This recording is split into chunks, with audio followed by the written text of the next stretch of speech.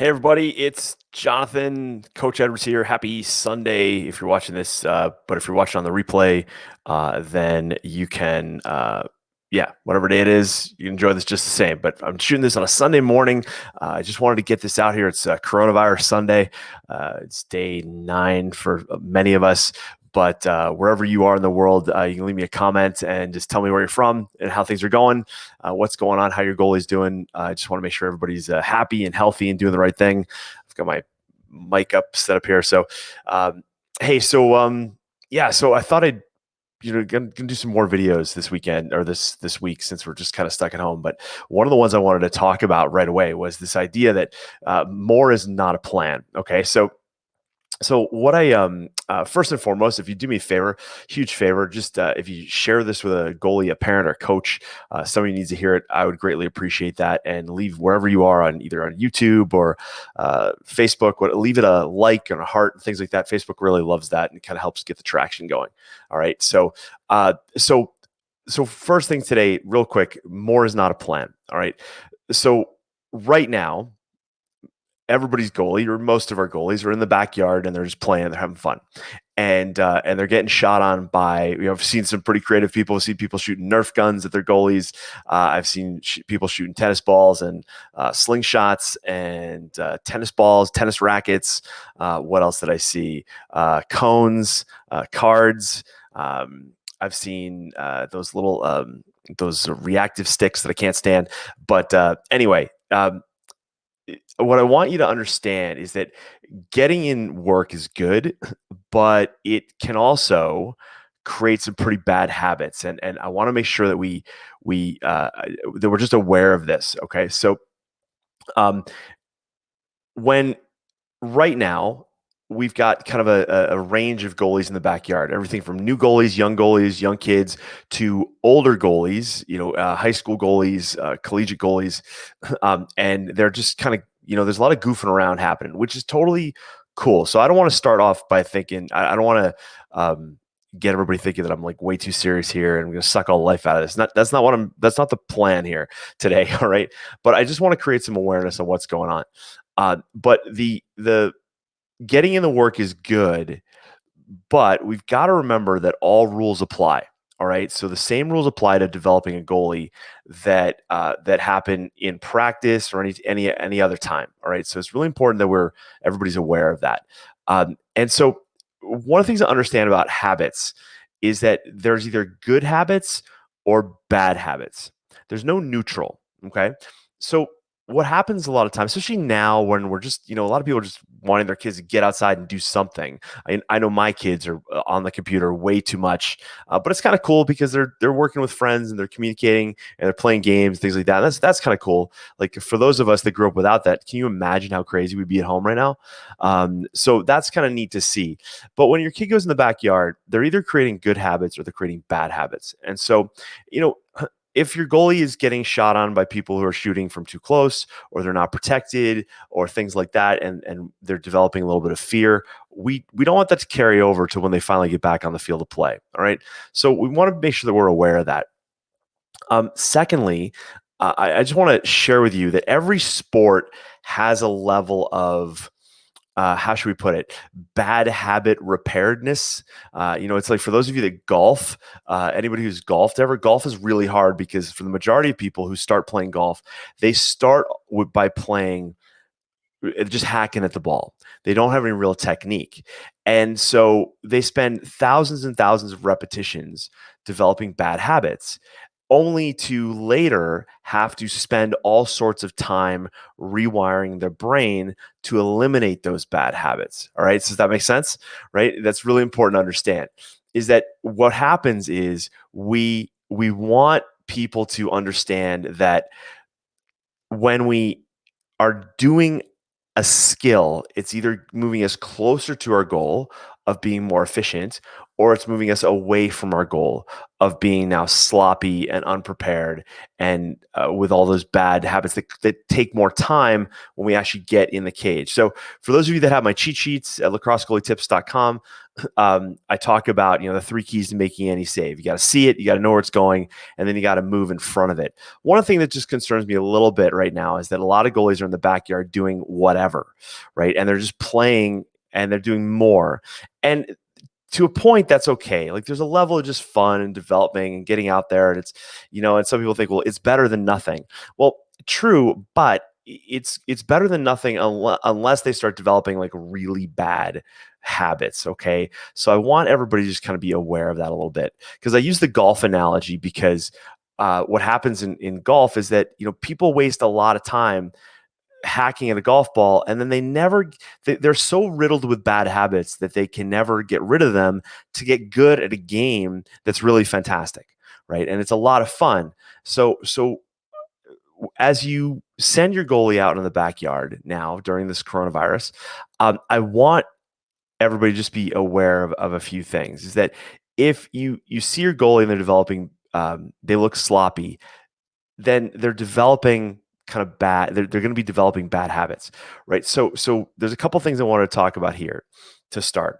One, when your goalie is in the backyard, they are developing a level of what's called like general physical preparedness. All right, having a stick in their hand, getting in the cage, moving around. That's a level of physical preparedness. Now, you can actually develop that by doing completely other things, like completely different things.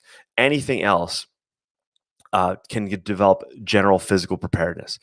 And so, what's really kind of interesting as a strength and conditioning coach, which I've been for a really long time, is that you can actually develop kind of this general physical preparedness doing a whole lot of other things and not be developing bad sport specific skills, right? So I could take your goalie and I could have them, you know, split logs. I could have them flip tires. I could have them, do, I don't know, dwarf tossing, whatever.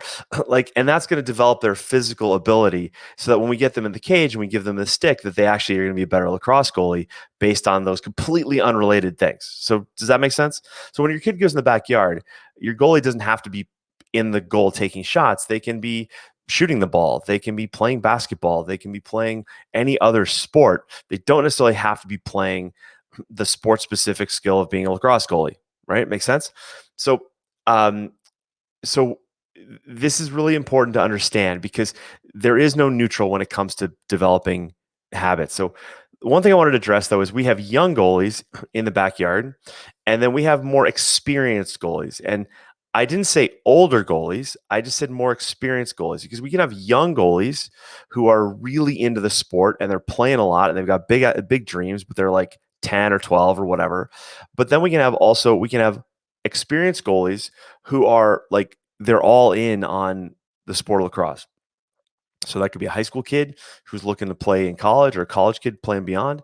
The reason I split them up like this is that you can have a young goalie and you can throw them in the backyard and you can just say, just go have fun.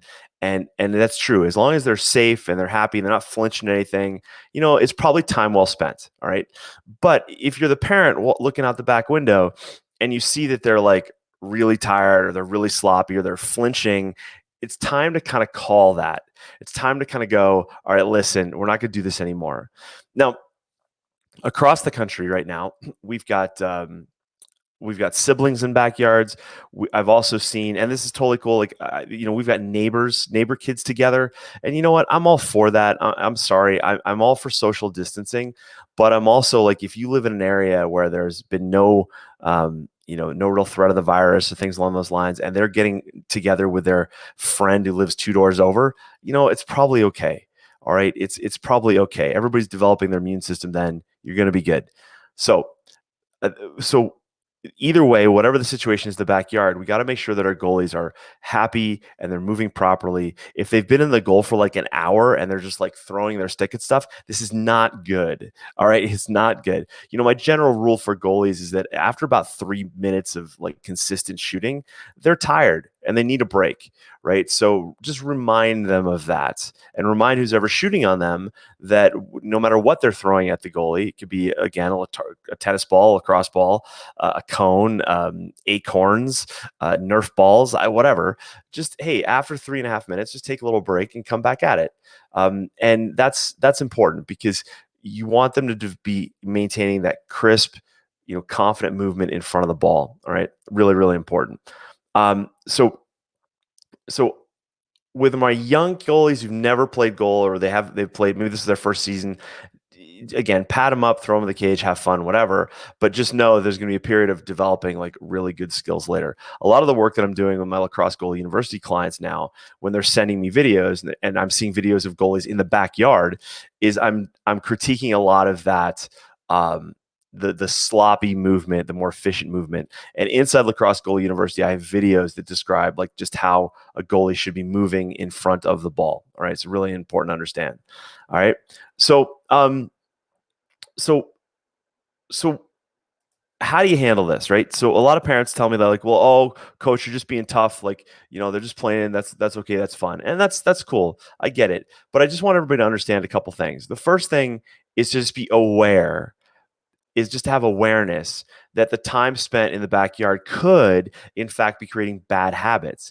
And if we have like a week, 2 week, 10 weeks of just nothing in the backyard, your goalie has the potential to develop some really sloppy habits. Okay, so if I can help you with that, just email me, coach@lacrossegoalietips.com. We'll get you in Lacrosse Goal University, and I'll help you with that. All right. So the first step is always awareness. Second is then for your goalie and for you to just be mindful of what it is what they're doing in the backyard. All right. Again, if they're getting pummeled, if they're shying away, if they're getting, if they're flinching at all, that's not good. All right. So same rules apply. Move the shooters back. Right. Use different balls, tennis balls, Nerf balls, slacks balls, anything that makes the goalie feel safe, takes that flinch away. Then the goalie is going to be confident in the cage. And now you've flipped from creating bad habits to now creating good habits. And that's exciting, right? So that makes this time in the backyard really effective, as opposed to being very detrimental. So let's not do that. Okay. Third, and I just kind of covered this a little bit, but all rules apply, even in the backyard. Remember, your goalie has to be protected. Your goalie has to be happy and healthy. And from there, anything is possible. So if they're not, again, move the shooter back, use softballs, tell the goalie where the shots are going, whatever. Just that's going to really remedy a lot of that panic that a goalie could be facing, where they're now creating bad habits. So don't do that. Okay. Don't do that. And finally, like, if I can help you, this has been a kind of a fun week for me. Got a lot of people joining Lacrosse Goalie University, and I'm doing goalie audits for them. So I'm either looking at the game footage they've had from this season, or maybe even from last season, and we're creating a plan for their goalie and what to get better. And so when they're spending time in the backyard getting shot on, and whether it's brother, sister, mom, dad, grandma, or grandpa, see, I've seen that, then I got one goalie who his next door neighbor is a tennis player. Like, this is awesome. Next door neighbor is a tennis player. This kid is a goalie. So what are they doing?